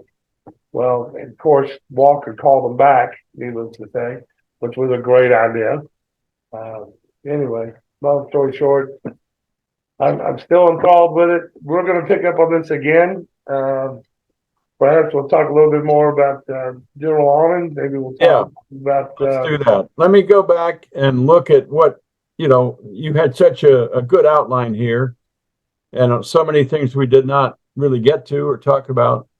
So let me see where I think we could maybe make the most headway, or maybe you have to identify what you think is most important to what your goal is. What is it? Are you trying to use this to write anything, or are you just? No, I'm not planning on writing anything right off the top of my head as of right now. But there's a lot of things that I'd like to put out as I get done. When I get done with this next book, that's a commitment that I made prior. After that, it's wide open. I'd like to do a couple op-eds. I'll send you one that I wrote on Kent State. I'm the Kent State chief. I did one on the Marine Corps.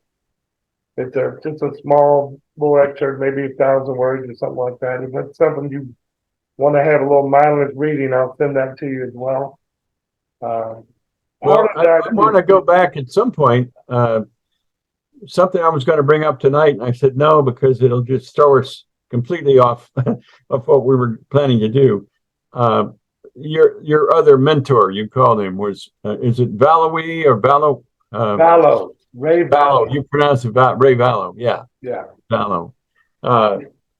He looks like that guy did so much work. Right. And what I wanted to ask, I'll ask you quickly to tell me, and maybe in the future you can tell me more, but did he have much academic training to be a historian, or was there sort of a self-made historian with his son? Maybe his son had some of that training. I don't know, but you said his son is a judge up in Ohio, and he helped Ray with work. And what spawned it, sometime in the 70s, one of his kids came up and asked him, said, "Dad, what'd you do in the war?" Mm-hmm. And 57 Field Artillery, they're down there in the mud. They don't know where they're at half the time, and all they're doing is following orders. They see the war 50 yards ahead or 100 yards ahead. So he decided at that point, he goes, I probably ought to do some research on this. And he got started, and he pulled some paperwork out, and he was with Colonel Faith. He was at the burial of Colonel Faith. He had some conversations with Colonel Vasila, however you pronounce that. He's the head historian for the Chosen Few about a few years ago. And between him and Dwight Ryder, really, those were the two biggest purveyors of my intelligence on all of this.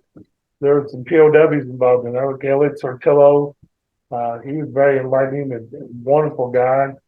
I didn't get to make his funeral in Arlington, but I did manage to get to his grave last year when we went to the reunion. I'm hoping to get back to that. Um, yeah, Ray Vallow, he just cut from the cloth with grassroots and 30 years of studying. And he would send Joe out to Missouri to get in the archives there and up north and get in the archives there, looking for documents, kind of validated research, or to help him guide him in his research, really. Hmm. Some of the Yeah, numbers. it just seemed like with all that work that he had done, all the writing, uh, that his book deserved publication or somehow. I don't know if his son is the one that will do that or what. I don't know. The hard copies that I saw, they're not hard copies, they're paperback. I saw 6 printings, and I was fortunate enough to be one of the ones that got it. And but if you want to read the work, minus the addendum, because he did put out an addendum years later, which I can send you a copy of. It's downloadable. You can go to the Korean War Educator. Well, you sent me a soft copy of it, of his book. Oh, I sent you the stuff. Yeah, I was able to go in there and start looking from the beginning and looked at the chapters and all that.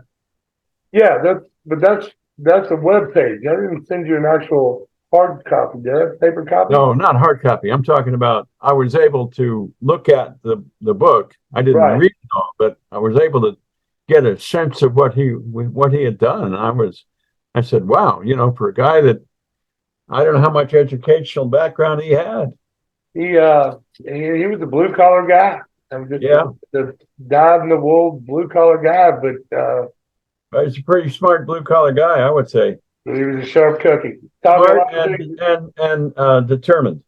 Yes, and that's again, we're back to the will. Yeah, and I think with that with that comment, I'm going to sign off for tonight because we've gone about twice what I had thought we were going to do, but it went pretty fast. It was interesting, and I hope you got something out of it. I don't know if you did or not, but Yes, I did. Absolutely, I did. Are you kidding me? And one of the greatest things about this for me, and I'll leave it at this point. yeah, This is good. This is recorded, right? I'm going to do some cleanup editing, like that flashy picture of me at the top of the page, and now I got it saved. If something happens to me or you, this little piece of history is still going to be locked down, and that's good stuff. But I'd like to continue to do these when time allows. I don't want to. I know you still got fingers in the fire at West Point and whatnot, so I don't want to be another alligator to you. But I love doing it. This is my. I appreciate the way you think about history and what you've already done with your book on. Is it Cottrell or Cottrell? He pronounces it Cottrell, but the military always said Cottrell, and it used to piss him off. It's Cottrell. I'm curious, how many of those were printed? The one that you wrote on Cottrell. I think we're somewhere north of 400. I think somewhere around there. And have they all been sold, or what's the these are sold copies. Good. These are all sold copies. That's But I'm of the opinion if you write history with the intent of getting paid for writing history, you probably shouldn't be the one writing it. You don't do this for the money. I learned that from Ray Vallow. He wrote that book free of charge to anybody willing to read it. He didn't want to put a charge on that, and I think that's as honorable as a man can get when you're going to do history. So I'm trying to grow up into those footprints. So, I mean, if somebody wants to buy it, they're more than welcome, but I'm not pushing to sell. And I get phone calls all the time from these little vanity publishers. Hey, Mr. Brooks, how would you like to do this? And how'd you like to do that? And we'll get you a deal here. And I'm like, look, unless you're going to pick up on the tab for all of it, I don't want out of it. It's that right. Yeah, if it's a good. My dad always told me, you don't need to brag on yourself. You're good. Somebody will do it for you. So if a publishing company wants to brag on me, they're more than welcome to play. Well, all right, sir. My thanks to Mandy for setting up the Zoom and everything, and give her my best. Will do. Thank you for the time, and looking forward to set up our next one. You let me know when you're ready to go. Okay, will do. All right, sir. You have a good Thanks, evening. Bob. Take care.